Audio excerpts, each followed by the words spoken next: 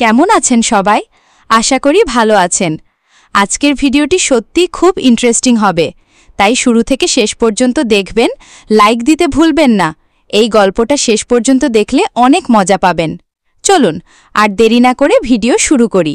আমার নাম তৃষা, 18 বছর বয়স, কলেজে পড়ি, কিন্তু আমার আসল গল্পটা শুরু হয় আমাদের ছোট্ট বাসার ভেতর থেকে, যেখানে সব কিছুর কেন্দ্র আমার বাবা। ছোটবেলায় বাবাকে নায়ক মনে করতাম। তিনি আমাকে কোলে নিয়ে ঘুম পাড়াতেন, মাথায় হাত রেখে গল্প শুনিয়ে দিতেন। অথচ এখন যখন আয়নায় নিজেকে দেখি, তখন মনে হয় আমি আর আগের সেই বাচ্চা নই। শরীর, মুখ সব কিছু পাল্টে গেছে, আর বাবার চোখে মাঝে মাঝে সেই পরিবর্তন ধরা পড়ে।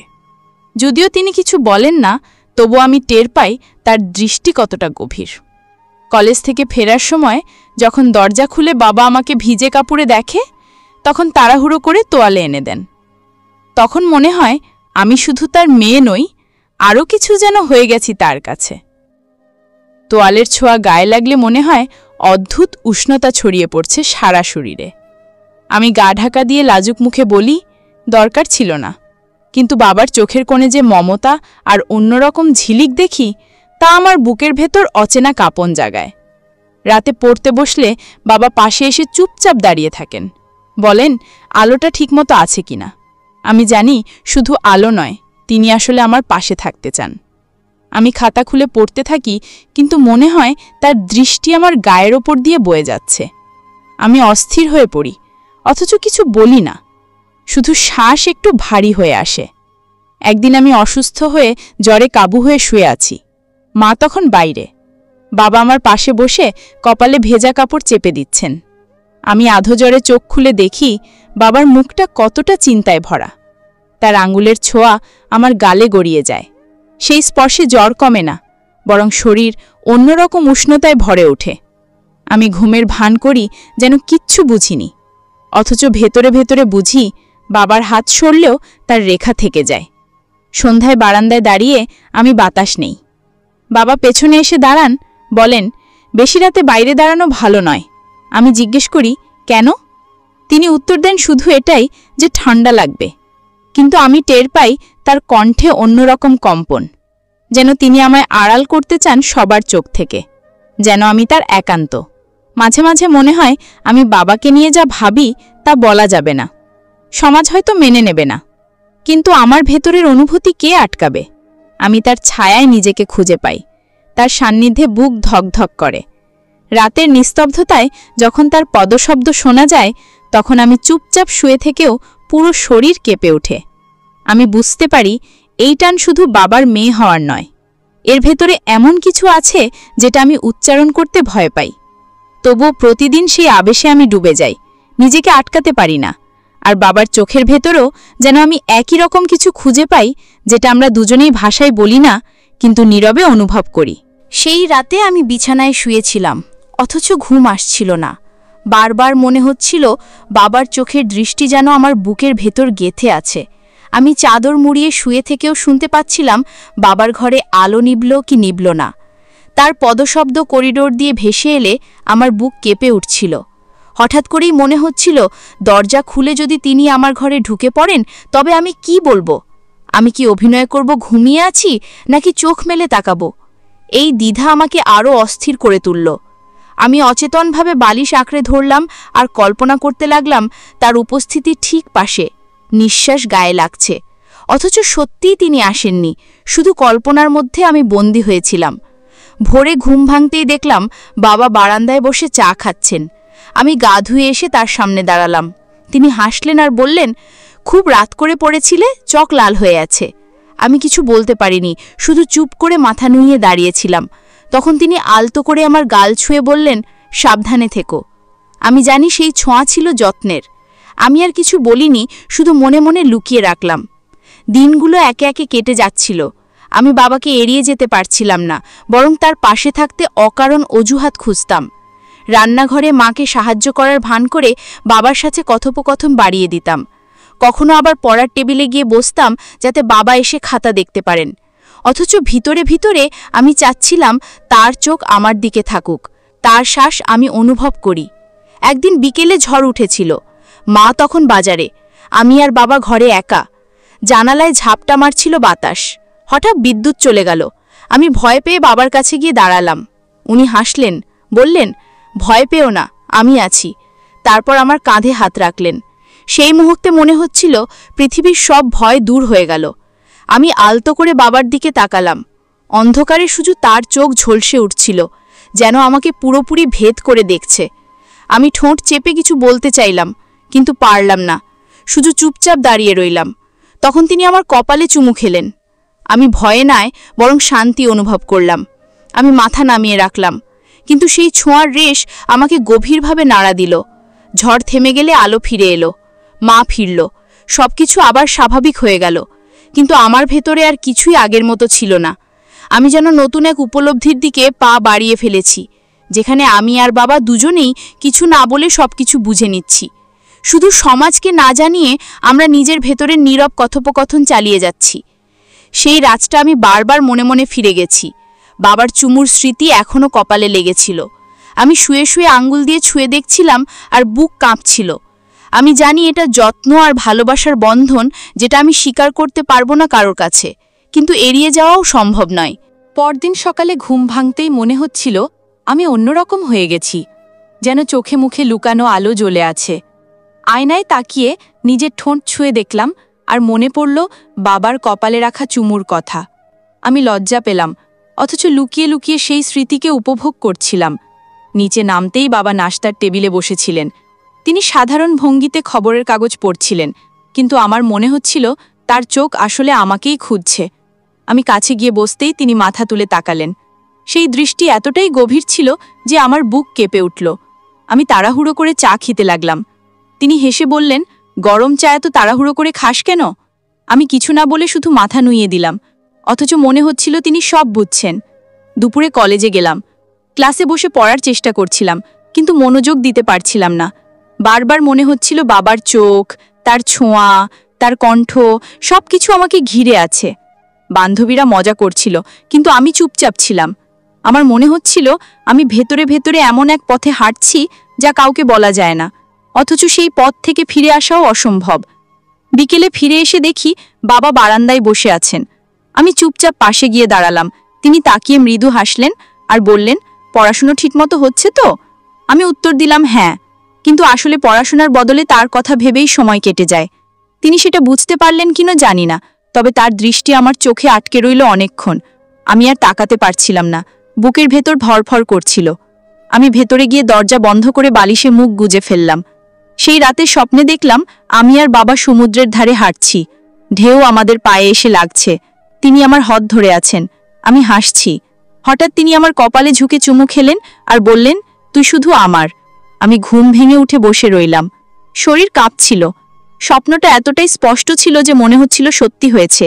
আমি জানতাম এটা কেবল কল্পনা, তবু আমার ভেতরে আগুন জ্বালিয়ে দিল।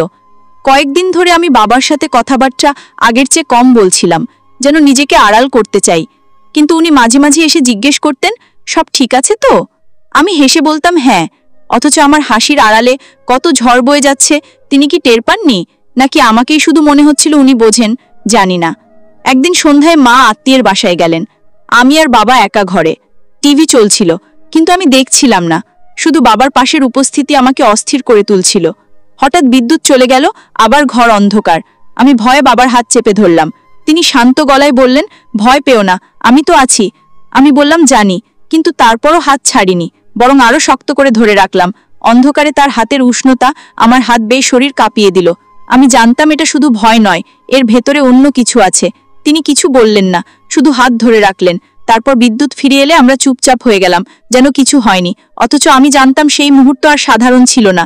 এরপর থেকে আমি বাবার কাছে আরও বেশি আকৃষ্ট হয়ে পড়লাম, যদিও বাইরে থেকে স্বাভাবিক থাকার চেষ্টা করতাম। কলেজে গেলে সহপাঠীরা প্রেম নিয়ে কথা বলতো, কারো বয়ফ্রেন্ডের গল্প শুনতাম, হাসতামও কখনো কখনো, কিন্তু ভেতরে ভেতরে জানতাম আমার হৃদয়ে জায়গা শুধু বাবার জন্য। আমি কারো সাথে তুলনা করতে পারতাম না তাকে। রাতে পড়তে বসলে জানালা দিয়ে আসা হাওয়ায় মনে হতো বাবার গায়ের গন্ধ ভেসে আসছে, বুক ধরফর করত। মাঝে মাঝে কলম নামিয়ে শুধু তার কথা ভাবতাম। এই অনুভূতিগুলো আমাকে ভরিয়ে তুলছিল, কিন্তু কাউকে বলার উপায় ছিল না। আমি জানতাম বাবাও নীরবে কিছু টের পাচ্ছেন, কারণ তার চোখে সেই একই রকম নীরব ইঙ্গিত ছিল। একদিন মা হঠাৎ গ্রামে চলে গেলেন কয়েকদিনের জন্য। তখন বাসায় শুধু আমি আর বাবা। প্রথম দিনটাতেই একটা অদ্ভুত উত্তেজনা আমাকে গ্রাস করল। মনে হচ্ছিল পুরো পৃথিবী ফাঁকা, শুধু আমরা দুজন। আমি বারবার রান্নাঘরে যেতাম বাবার জন্য চা নিয়ে আসার অজুহাতে। তিনি হাসতেন আর বলতেন, আজকে তুমি খুব যত্ন নিচ্ছ। আমি বলতাম, হ্যাঁ, কিন্তু আসল কারণ অন্য। আমি চাইছিলাম বারবার তার চোখে চোখ রাখতে, তার গলায় কণ্ঠ শুনতে। রাতে খাওয়ার পর আমি পড়ার ভান করছিলাম, কিন্তু মনোযোগ ছিল না। বাবা পাশে এসে বসে বললেন, ক্লান্ত লাগছে? আমি না চাইতেই মাথা তার কাঁধে ঠেকিয়ে দিলাম। তিনি কিছু বললেন না, শুধু আমার মাথায় হাত রাখলেন। সেই মুহূর্তে মনে হচ্ছিল আমি পৃথিবীর সবচেয়ে নিরাপদ আশ্রয়ে আছি। অথচ সেই নিরাপত্তার ভেতর অদ্ভুত কাঁপনও ছিল। বুক দোলা দিচ্ছিল, চোখ বন্ধ হয়ে আসছিল, সময় যেন থেমে গিয়েছিল। হঠাৎ করে তিনি বললেন, তুই অনেক বড় হয়ে গেছিস। আমি চমকে তাকালাম।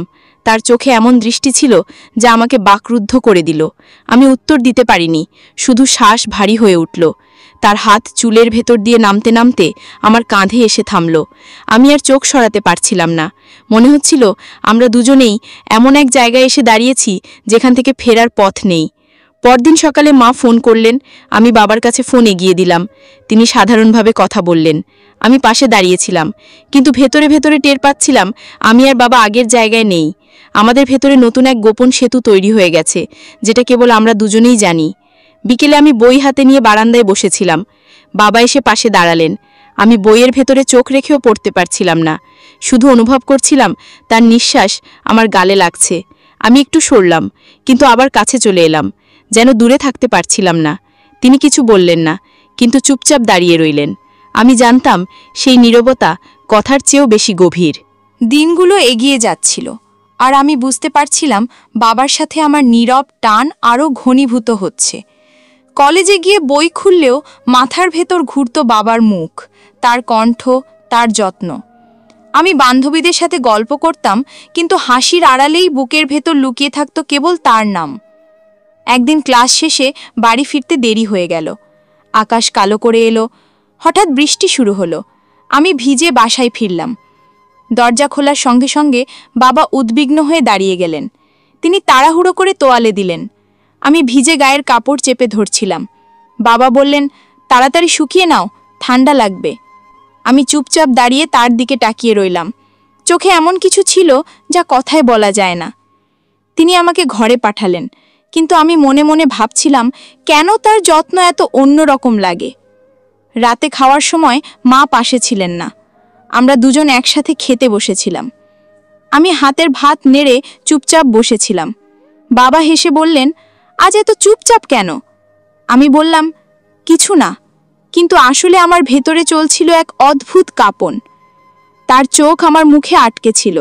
আমি শ্বাস নিতে কষ্ট পাচ্ছিলাম, অথচ কোনোভাবেই সেই মুহূর্ত থেকে পালাতে চাইছিলাম না। খাওয়া শেষে আমি বই হাতে নিলাম।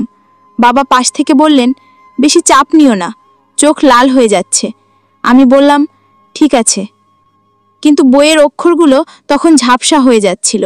মাথার ভেতর শুধু তার কণ্ঠ প্রতিধ্বনি হচ্ছিল। হঠাৎ তিনি আমার পাশে এসে দাঁড়ালেন। তার ছায়া বইয়ের উপর পড়ল।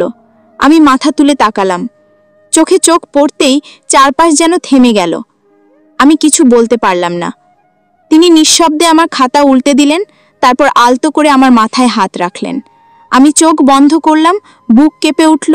মনে হচ্ছিল সেই স্পর্শ আমাকে ভেতর থেকে ভরে তুলছে। পরদিন সকালে আমি ইচ্ছে করে রান্নাঘরে বাবার জন্য চা বানাতে গেলাম। কাপ হাতে নিয়ে তার কাছে গেলাম। তিনি হাসলেন আর বললেন, আজকে তো খুব যত্ন নিচ্ছ। আমি ঠোঁট কামড়ে হাসলাম, কিন্তু আসল কথা বলতে পারিনি, যে আমি শুধু তার কাছেই থাকতে চাই, অন্য কারো কাছে নয়। শুধু তার চোখে ডুবে থাকতে চাই, তার ছায়ায় লুকিয়ে থাকতে চাই। সন্ধ্যায় আমরা বারান্দায় বসেছিলাম।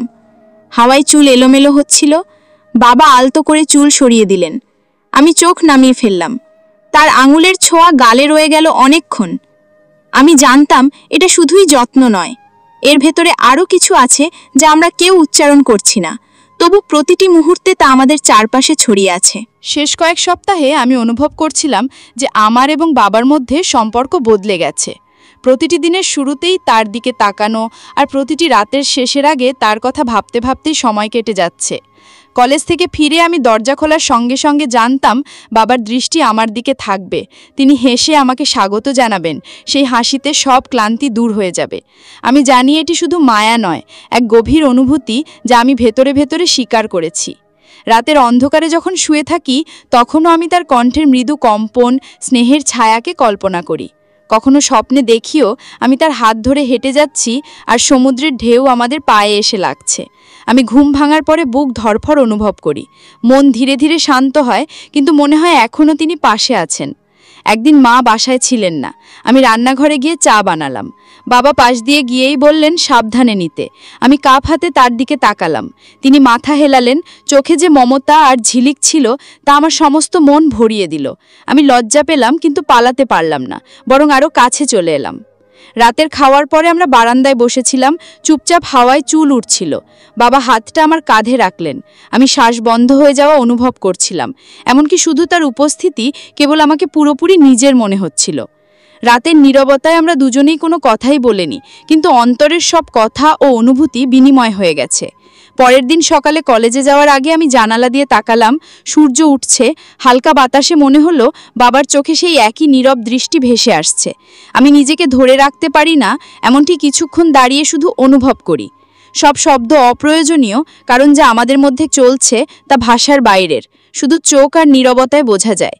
মাসের পর মাস ধরে এই অনুভূতি ক্রমশ গভীর হচ্ছে। আমি জানি আমি বড় হয়ে গেছি।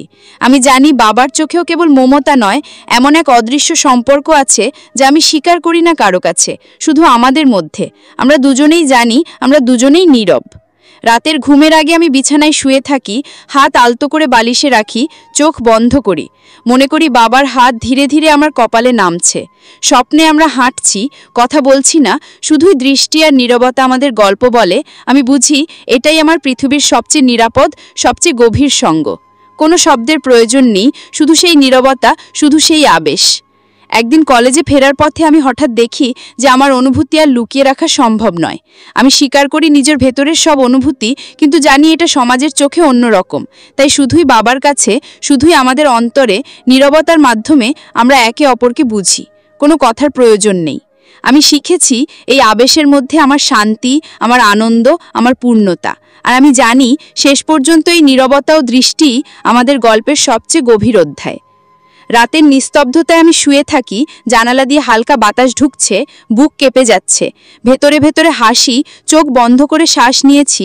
বুঝেছি যে আমার এবং বাবার সম্পর্ক কেবল মমতা নয়, এটি এমন এক নীরব আবেশ যা চিরকাল আমাদের অন্তরে লুকিয়ে থাকবে। এবং আমি শান্তি অনুভব করি, কারণ আমি জানি এই আবেশই আমার সবচেয়ে প্রিয় গল্প, আমার নিজের গল্প, যা শুধুই আমার, শুধুই বাবার, আমাদের নীরব গল্প। আমাদের সমাজে এই ধরনের ঘটনা অনেক ঘটে। তাই সবশেষে বলবো, আপনারা সবাই সচেতন থাকুন। এমন যদি সমস্যা হয় তাহলে ব্যবস্থা নিন। আজকের গল্প থেকে আমরা অনেক কিছু শিখতে পারলাম। এই ভিডিওটি সচেতনতার জন্য। আপনারা সবাই সচেতন থাকুন, সুস্থ থাকুন।